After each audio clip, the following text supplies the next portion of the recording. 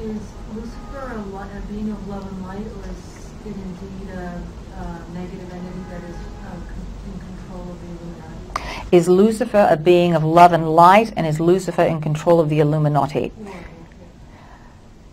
Many of your understandings of who you think your spiritual leaders were or are is not accurate.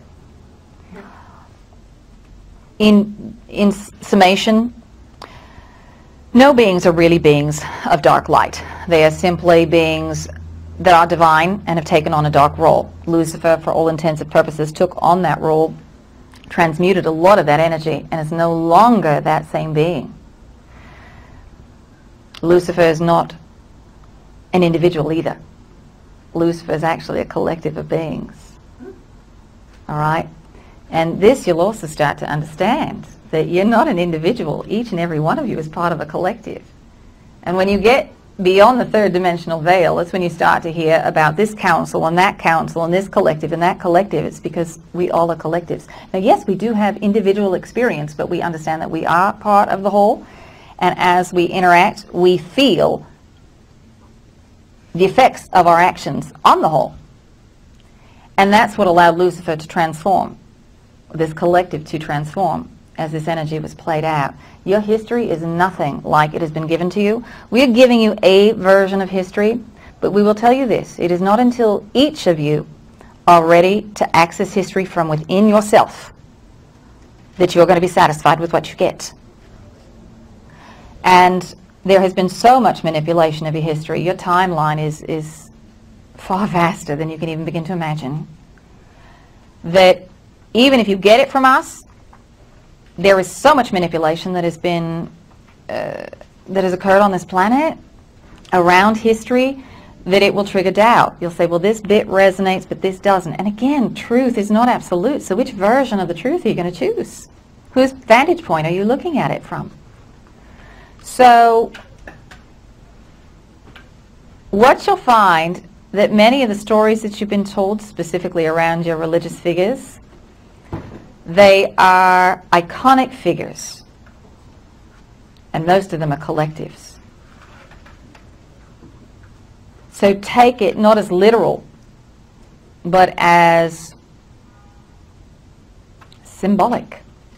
And when you start to see it symbolically, then it's going to start to resonate, especially for those of you who felt disconnected from it.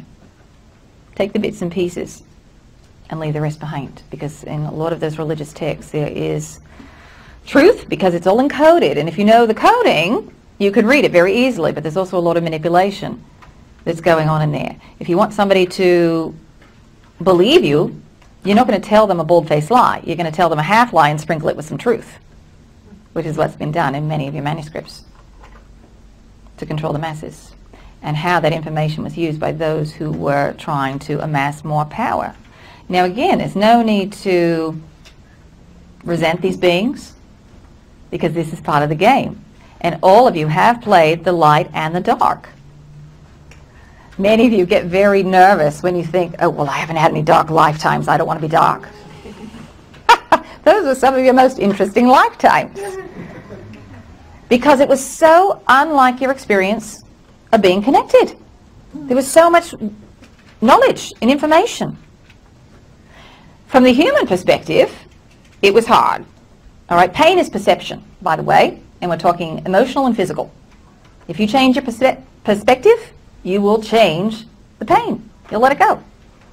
It's really simple. There's one thing you can walk out of this room with today, it would be that.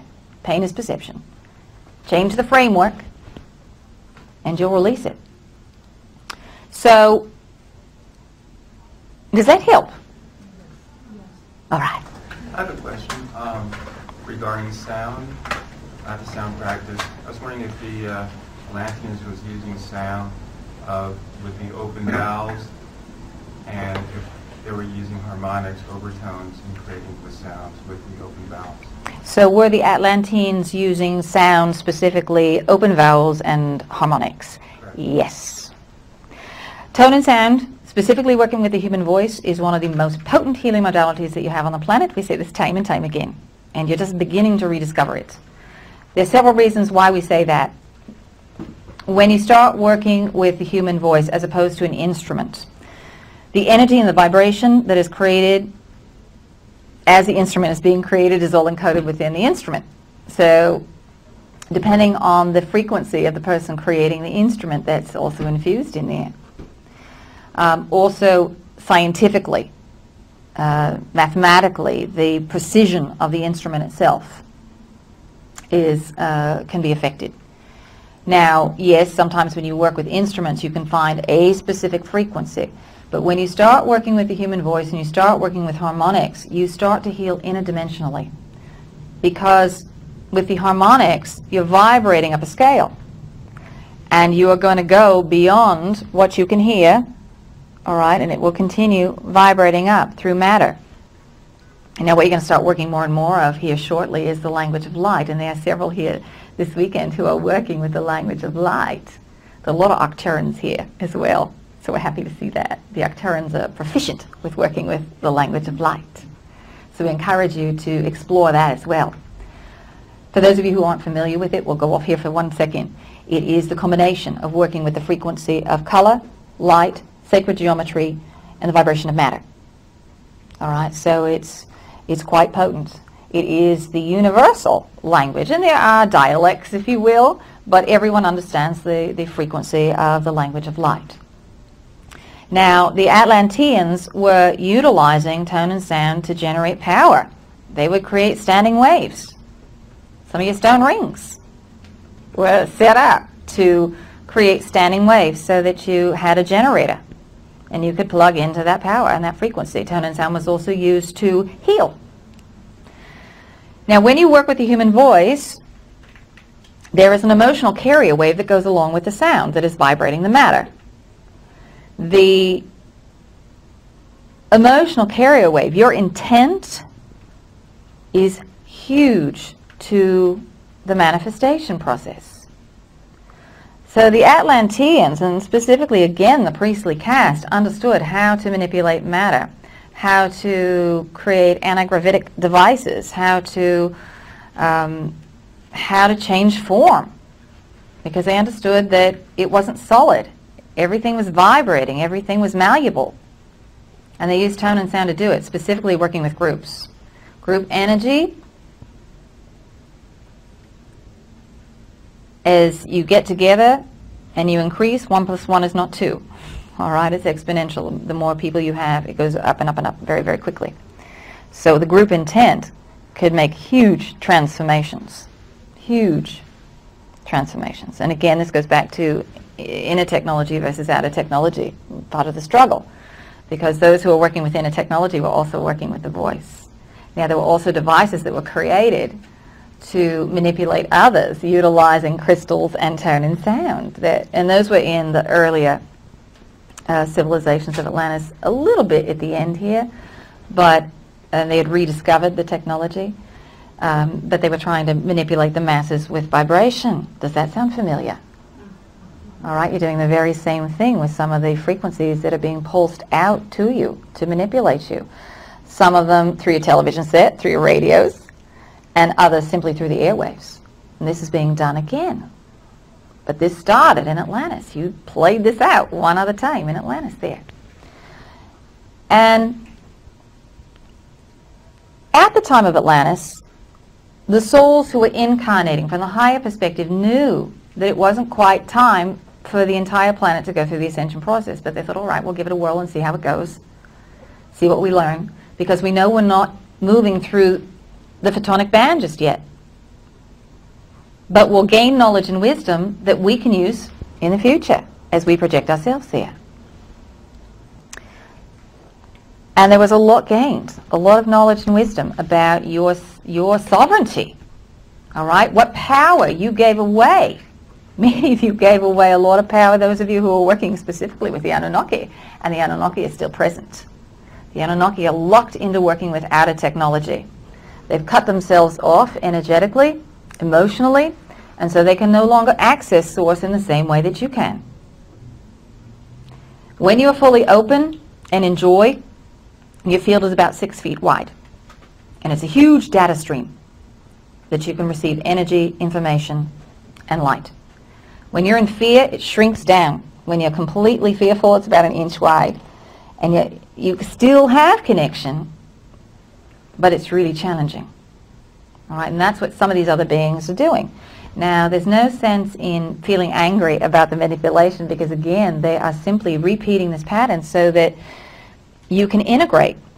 When you start hearing about the things that are going on your planet and the manipulation that's happening, some of these dastardly deeds that individuals are up to, see how you're feeling about it. How is it resonating in your own body? Are you looking at it and feeling very flat and saying, oh, that's interesting, that's being played out again, Or are you feeling really upset about it, really angry, frustrated, fearful? If you're feeling any of those lower vibrations and you recognize that that's where you are, wonderful. You've just identified another fear that's running at the subconscious level. Now, what will happen within your own energetic field, you are holding all of the records of all these other lifetimes. They're showing up because, again, you're holographic. Now, as you recreate or re-experience that vibration in the now, so let us say you are reactivating that control issue because you're watching and seeing what's going on and you feel that you're controlled and you have no power. Boom, you have activated that frequency. Well, anywhere else in your field where that frequency exists in any of those other lifetimes, be they past, present, or future, they start to vibrate. It's like a room full of tuning forks. You hit the C, all the other C notes start to vibrate, and it gets pretty loud. Same thing happens in your vehicle. Your emotions can feel out of balance for how you would logically think you should be responding. You might feel really impassioned about something and say, well, this is weird. I don't know why I'm so upset. It should feel, I could understand I'd be a little bit, but really, I feel off the charts. And that's because you've activated these other lifetimes. So how you deal with it in the now, how you see why you've created, all right, so I'm feeling controlled. The reason I've created that as a reflection for myself is to see that I'm a sovereign being and I have more power that I can access. And it's safe to stand in my divine light. And that's what that fear has just shown you, as you've gotten that reflection. And you make a choice in that moment to stand in your full light. When you drop that victim state of consciousness and shift to co-creator, you release the fear. Now, when you release the fear in the now, and you learn how to integrate, you send that information through your entire field, so anywhere else in any other lifetimes that it exists, it gets neutralized. You then send that out to those other aspects of yourself that are having that experience, not in the past or future, but in the now, another version. And they receive that record and they say, all right, do I want to work on this, or can I go ahead and integrate it? Sometimes, and it's only, we would say about 5% of the time, do you decide to not receive and run the program. Because you say, all right, I think I have it, but I really want to work on it and just do it one more time to make sure I got it. And occasionally you will do that for yourselves. But typically you will say, all right, the process of integration, I've got it. I'm going to run the program and clear it out of my field now. Now, this constantly happens with where you are. You're constantly receiving information from other aspects of yourself and healing things without having to be aware of it because they're sending you the how-tos. Easy enough, yes? You're helping yourselves. Your genetic line is also doing this for you, by the way. Your grandparents who aren't really past, all right, your great-grandparents, they're having their life. It's just on another point of reality. And as they're learning and clearing things on their own genetic material, they're sending you the information as well. It's a bit of a mind bender, but there you have it. So that was a very long-winded answer to your question about sound. Thank you. I have a question. Thank you for what you're giving. I have a question regarding what you were saying about the earth. If we heal ourselves, we heal the earth. We have this interconnected communication going on. Why is there such interest? I've been saying, why is there such interest in the core of the earth? And regarding this issue, and I'd like to ask you about this, that it seems to me an important point is to balance the male, the divine male, and the divine feminine within each one of us. And if there is some kind of relationship to the core of the earth relating that there is a masculine and a feminine aspect of that needs to be balanced. I'm wondering if you could give some more explanation regarding that. So the balancing of the masculine and the feminine in the core of the earth. How does that all work? it's been a long time, as we said, since you've had the two integrated on the planet, and there is this natural response that, the last time the Divine Feminine was on the planet, there was all kinds of persecution, and there has been just the opposite, where the Divine Masculine has been persecuted by the Feminine. All right, so that's happened as well. So it's this pendulum keeps swinging back and forth, and it's about stopping the swing in the middle. The core of the Earth contains all of the records, all of the knowledge, and all the wisdom. It is also a small star. All right, it has its own stellar core, if you wish, its own spark.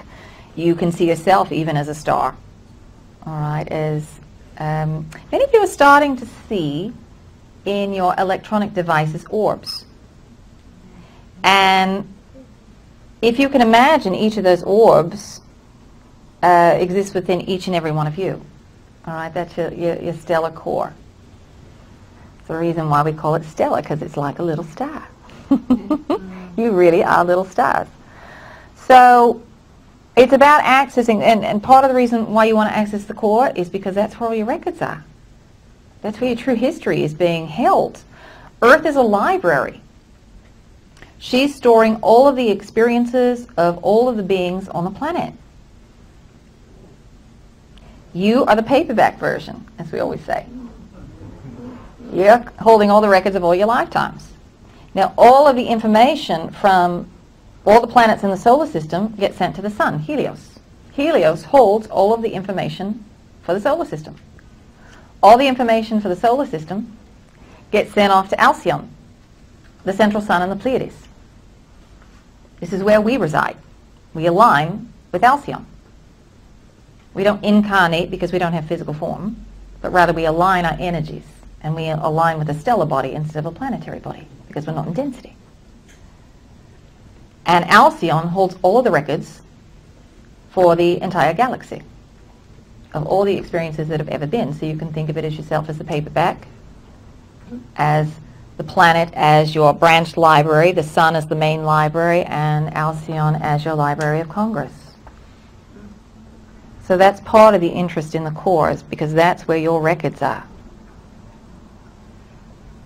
Is that why is there any relationship between all of this drilling that in the technology, maybe it's controlled by the Anunnaki, that various countries like Japan, the United States, they're drilling so deeply? Is there some kind of race to get to the core of the Earth on a physical, technical? Is there a race to get to the core of the Earth? There are materials that they're trying to get to, and they're also trying to alter vibratory patterns, they're trying to alter frequencies, they're manipulating the planet again. It's the same thing. It's not always done with malice, by the way. Sometimes there are beliefs that it is to protect, and it was the same thing that happened in Atlantis. They thought that they were trying to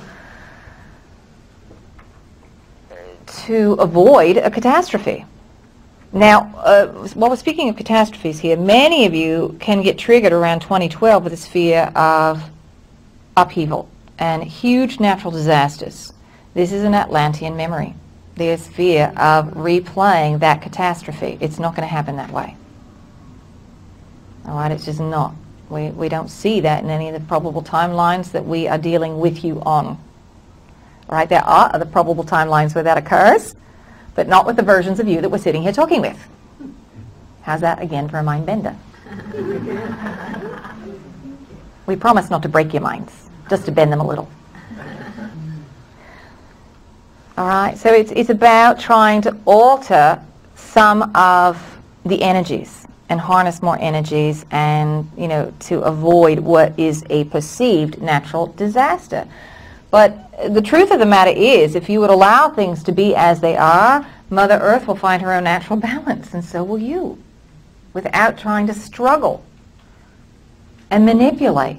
And that's what's going on with the dark. They're trying to control and manipulate, as opposed to going with the natural flow. The sun is constantly sending you information about these changes. Remember, the sun's a library. She's the metronome for the solar system. She tells all the planets in the system when it's time for an upgrade. All right, Earth is getting ready for her upgrade. Other planets in the solar system have gone through upgrades. They've gone through the ascension process. But what you're doing is unique because the planet's doing it with you. And that's never been done before. And we don't really know how it's going to play out because it hasn't been done before, period. We can look at probable timelines and kind of get some ideas, but because you are growing and changing so quickly, you are altering timelines left and right. You can't even begin to, as we're seeing all of them unfold, it's getting really complicated for us because normally you would have maybe 1 or 2 major issues in a year. You've got hundreds now. So if you think of all the branches on a tree that can come out of your 100 choices, it gets harder for us to look down them and tell you which one you're going to choose, because there may have been a 2% chance that you were going to take a leap of faith, but if there were ever a lifetime where you would choose that 2% chance, it's now, and you all are doing it more and more. So we'd say 98% chance you're not going to do it, but you choose that 2% because you say, that looks really fun, let's go for it. And so you do. And so you alter your timelines. So, again, thank those who are playing the dark role, because they are simply illuminating, and many times within yourself, if they are within your awareness and you find yourself getting activated, thank them. They've just done you a huge service. Because those beings who are playing the dark role at the highest levels are the ones who love you the most, because they are having to deal with all of the karma. They say, all right, I'll play the dark role this time. You played it last time, I'll do it now. And I'm going to have to deal with all that karma, but because I love you, I'll do it. I'll learn how to integrate. All right? And when you see them, again, as this divine spark, not all the distortions, not this being who sees himself as limited, who feels that they're disconnected. The control and the manipulation is happening because they feel disconnected from source energy. When we talk about ETs even, the Anunnaki, who feel like they have to control and manipulate, it's because they are disconnected from source. When you feel your connection to source energy run within you, it makes it much easier to have compassion for them because they cannot access that. And they have been long since disconnected, and many of them are longing to go home. They're longing to reintegrate. It's been a long game for them because their life cycles are much, much longer. But they are providing a service in the game of duality. And when you can acknowledge them as divine beings who've done that role, you're going to create a different version of reality for yourself completely. You're not going to feel controlled. You're not going to feel manipulated. Make sense? Most of what you need to do in order to increase your vibration, in order to alter your reality, is really very simple. It all happens within. It's not so much what you do in the outer world. Now, you are physical beings, and you need to take action. But most of the fine-tuning that you do within yourself is going to make the greatest change in your reality. And again, this is about you making changes within you. You can't make changes for anyone else. They've got to make them on their own. The only place that you hold power is in your own version of reality, and your version of reality is different than everybody else's because of their filters. Each of you has distortions and filters, these overlays, these programs, as we were talking about, that you take on before incarnating. Those are your programs. You put them into play. And everybody's going to perceive their reality based on those distortions because they're processing the data through the mind. So you can turn yourself into a pretzel, as we always say, to try to make somebody else happy, but if they're determined in being miserable, they're going to be miserable, and there's nothing you can do about that. The only thing you can do is hold your own vibration and say, hey, it feels pretty good up here if you want to choose this vibration. And that's it. And their choice to stay in that lower vibration is a valid one. There is nothing wrong with it. It is a vibrational selection and an experience. They can hold their vibration and it doesn't matter, because you can create a very separate version of reality, and this is really what's going on as well as the ascension process. You have multiple versions of the planet which are coexisting one on top of another in space. They're in different frequency ranges. Those who are vibrating at the higher rate can look down and observe what's going on the lower realms, but those in the lower realms can't see up. Just as you can't see up and see your guides, most of you. All right, but your guides can see you. So unless you raise your vibration, you can't see them. Once you raise it, then you can. And that's what's going on. So if you're vibrating at the lower levels, you're going to create more of that which you're pulsing out, which is lower frequencies. You're going to create more traumas and dramas. If you're vibrating at a higher level, you're going to create a different version of reality, one that's more peaceful, where you're co-creating. Now, depending on where you're at, you may be sharing a version of reality. So you can watch the economy decline, you can watch your political structure start to fall apart, but does that mean that your life has to be in trauma and turmoil? No. You say, oh good, we're headed for change. We're going to create something new. This is what I'd like to create. And you start working locally. You start working with your own community.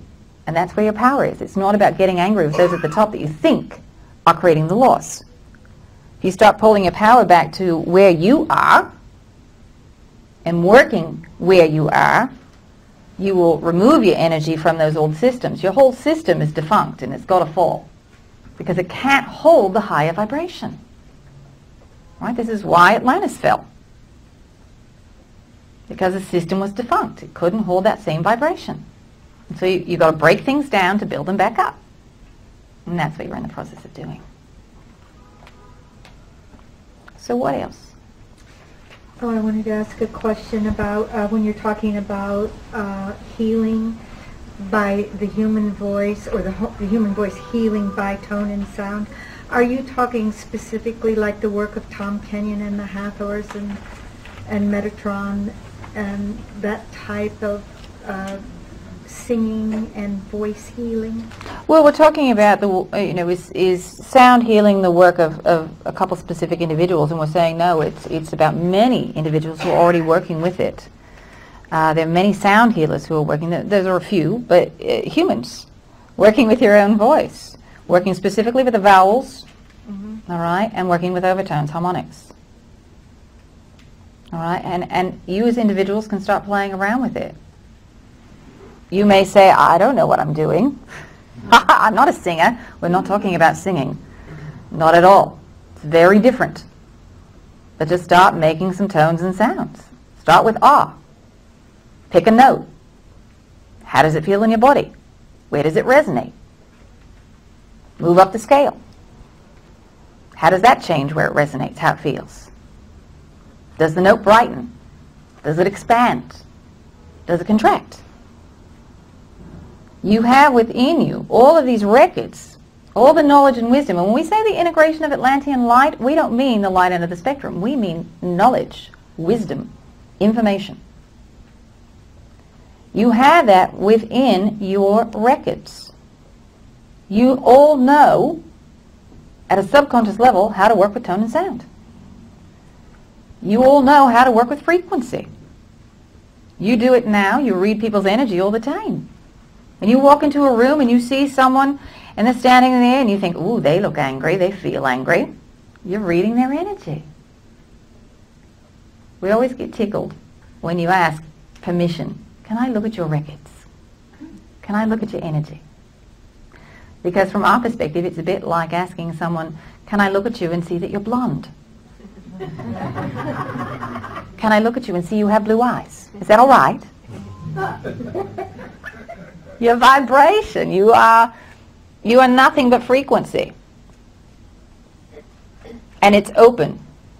Now you as an individual may try to close it, you may try to hide it. All right, and sometimes it can be challenging to read another's energy because they're closing it down. But it is always available because you are part of the whole. The ego may not want you to experience it, but the higher part says yes. All right? But there are many who are working with tone and sound, and not just on this planet. Many of you have helpers in the Lyran and Arcturan star systems. They are proficient at working with tone and sound. The Lyrans are wonderful healers. The Arcturans are wonderful arbitrators. We call them the ambassadors to the universe because they are able to work with beings who are disputing and able to work with the language of light where there is no judgment. So if you're communicating with someone and you have no judgment, you're going to be able to get that information across. Then there's not going to be any resistance. But if you have resistance in your field and so do they, you're going to play it out. You're going to activate it in both of you. So the Arcturans are wonderful at working with tone and sound and sacred geometry, so the Lyrans work with sacred geometry as well. Thank you. You're welcome. So what else? Okay, recession and abundance. Can you please, how was it played out before and how we kind of bringing it into our reality right now? Recession and abundance, how has it played out before? Well, money is nothing more than energy, plain and simple. And when you all start to get that, you're never going to have another problem with money. It's just energy. So where is your energy not flowing?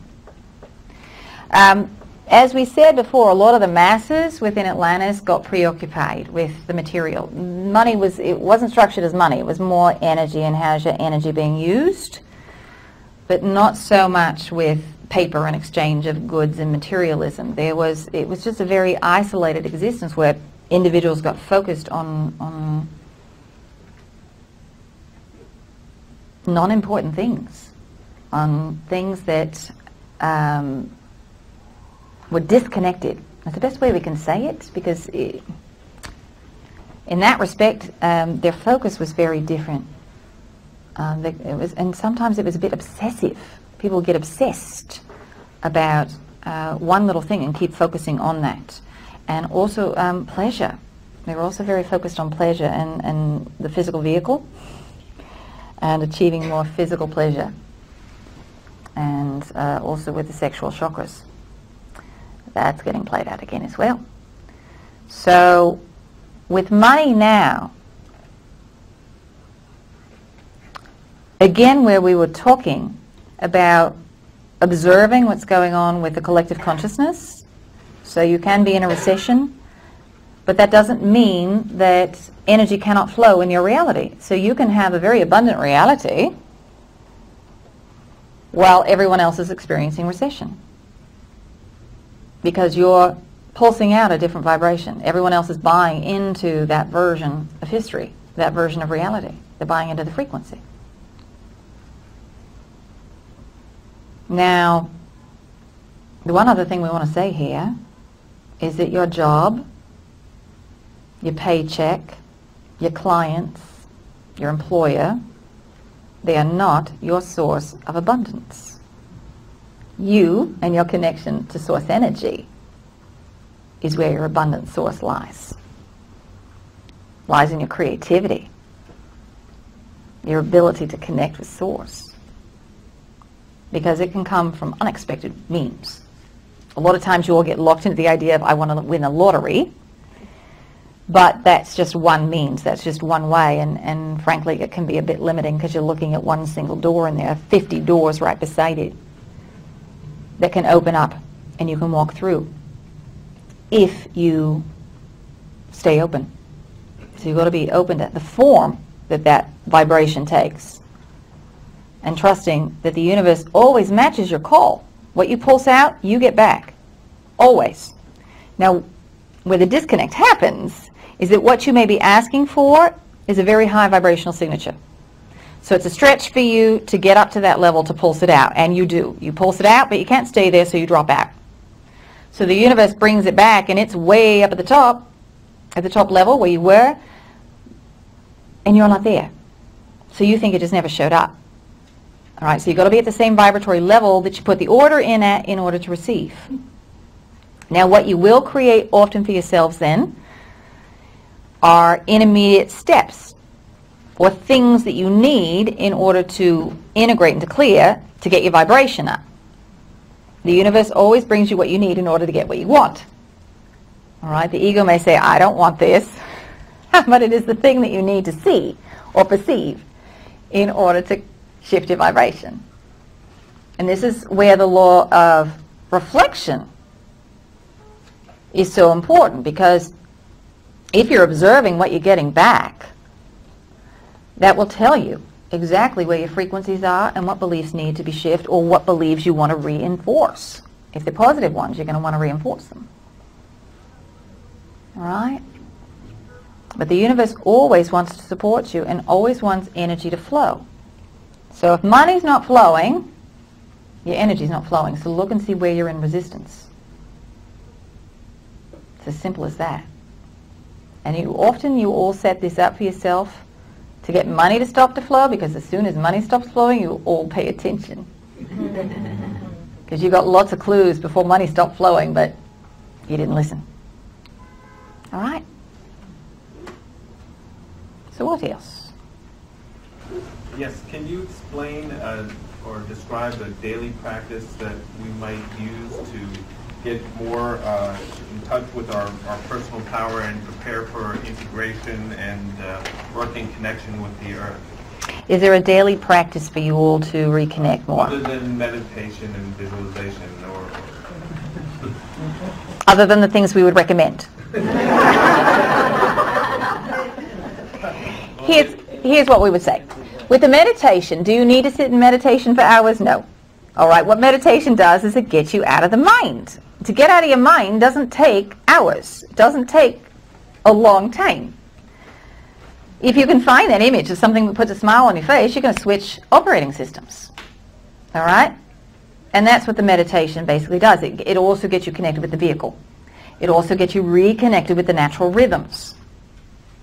If you're connecting to your heart center, you will reset all of that. You will reconnect. Now, we're not big fans of ritual, all right, because we think that there are infinite ways of achieving an outcome. The rituals, many of them that you experience on the planet, were designed at a time when the overall vibration of the planet was much lower because Earth is increasing her frequency. And it was a way, a method that could be passed down, because remember, you were going through dissension, so you wanted to pass information down to yourself, so you created ritual. Now, you're back at a point where the ritual is only going to take you so far, and you're going to have to leap and start flying. Because this has never been done before. There is no ritual for what you are about to experience, because it hasn't been done. So you're going to have to listen to yourselves. You're going to have to listen to your inner guidance to see what the next step is. Take a breath. Everybody's getting a little nervous. You have all the information that you require. You have all the knowledge and wisdom from all lifetimes. Not just your own. You can go into the records and get everybody else's as well. But you've forgotten that you've got a library card. All right, so use it. Get yourself heart-centered and say, all right, when you're heart-centered, remember you're open. Say, I would like information on how to increase my frequency, or I would like more information on this particular star system, or I would like to have a conversation with my guide about this, that, or the other. The more specific you are, the better able we are to assist you, because you've got free will and we don't want to interfere with that. So if you're asking, what do I need to know? We say, where do we begin? But if you say, I want to know specifically about this, we say, all right, here's A, here's B, here's C. So get specific. You all aren't used to challenging yourselves and thinking and using your imagination. If we say you could ask us any question in the universe, how many of you would go blank? Or how many of you would have one question? So we want to encourage you to start using that curiosity again. You'll find this specifically with healing modalities, that you are pulling in new information about how to work with the vehicle. You're blending modalities together. It's not about one single modality, and what worked yesterday may not work tomorrow. And it's the same thing in your practice, if you want to call it that. What worked for you yesterday may not work tomorrow. So you are going to have to tune into yourself and see, all right, well, why don't I try this? A lot of this is exploration. This is what a creator being does. They explore.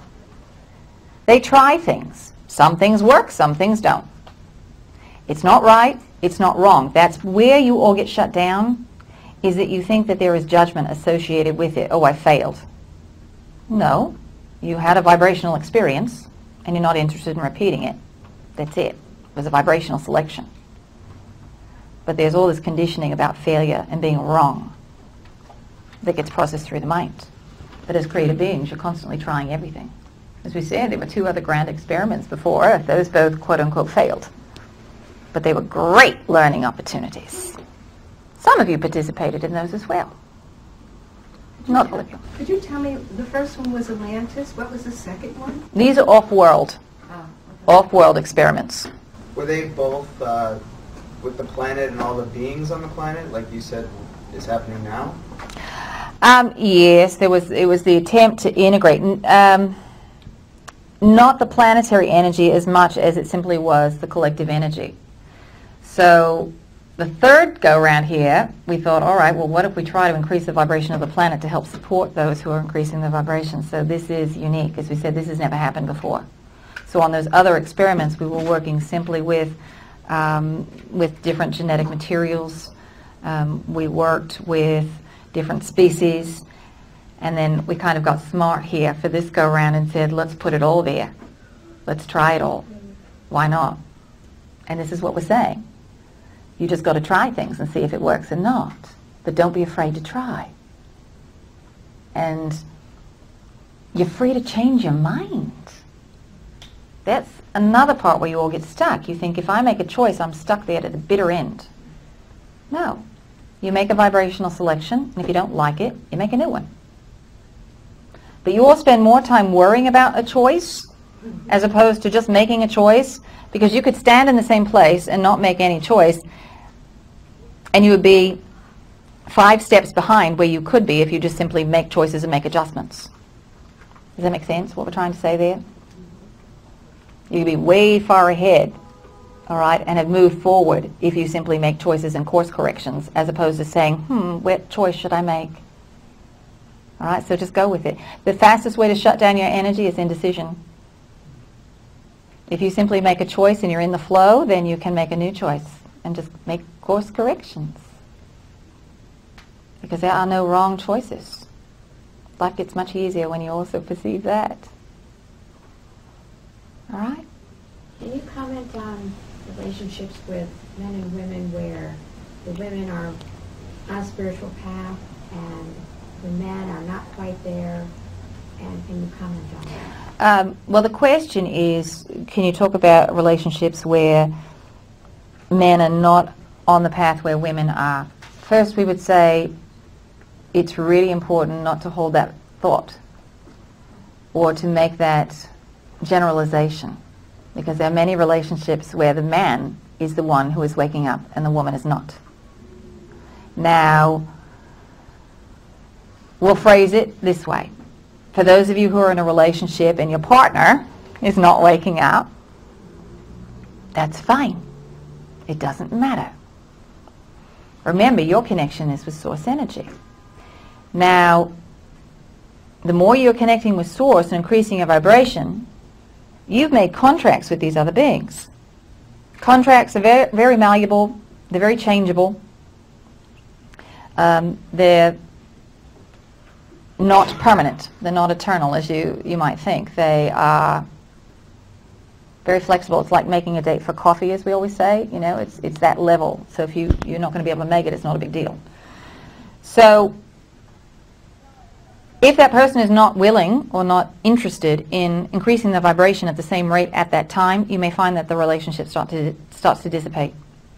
If you're focused on yourself and what you want to create and generate out of a relationship, what you're pulsing out, you're going to get back. If that person is not ready, then that relationship is going to dissolve, and you will pull in someone else who is that vibrational match.